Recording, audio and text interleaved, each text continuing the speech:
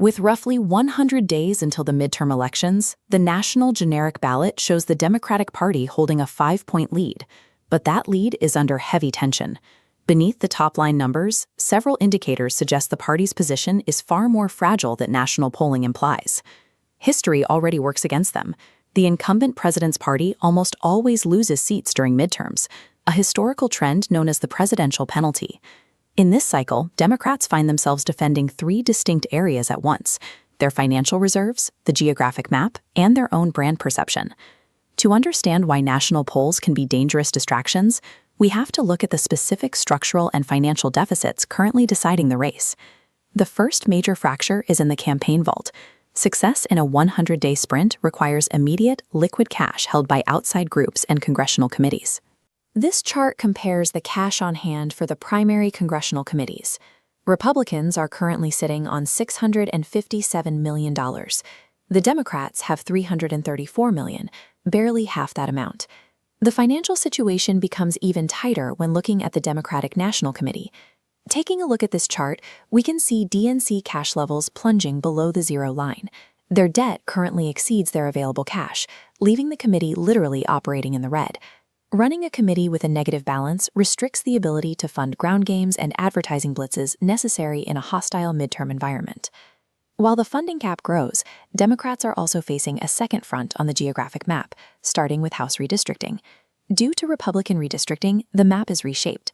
Democrats need a 3 to 4 point national lead just to break even in the House. The Senate presents a steeper mathematical hurdle. To secure control, the party needs a net gain of 4 seats.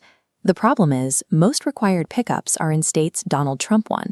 In Ohio, Alaska, Iowa, and Texas, he won by double digits. Historically, flipping these states is rare. In the 2018 midterms, Democrats flipped only one red state, Arizona, which Kristen Sinema won by just 2 points. This geographic layout effectively neutralizes national popularity, creating a mathematical wall that is difficult for any party to overcome. The third front is the party's brand. Internal enthusiasm is fading, and voters are increasingly signaling a disconnect with the party's direction. This graph shows the party's net favorability. In 2018, it was in positive territory. Today, it has dropped to 24 points underwater. Voters see a specific reason. 57% of the electorate views the Democratic Party as too liberal and out of the mainstream. One factor in this perception is the rising visibility of groups like the Democratic Socialists of America, which voters associate with the broader party brand. To gauge that on popularity, look at the 2010 Tea Party, which was 13 points underwater. Today, the DSA is 25 points underwater, nearly twice as unpopular. This ideological drift repels the swing voters required to offset the party's geographic and financial disadvantages. When these 3 friends converge, the math shifts.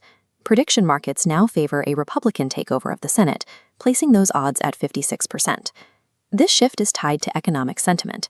Nearly 3 in 5 voters believe Democratic policies will either fail to change or actively hurt their cost of living. When voters prioritize immediate costs over partisan messaging, it creates a sense of political apathy, a belief that neither side can actually fix the problem. Despite the national polling lead, the combination of financial, structural, and brand deficits suggests the Democratic Party faces a significant challenge that traditional campaigning may not be able to solve. To keep up with our midterm coverage, make sure to like this video and subscribe to the channel for more deep dives into the data.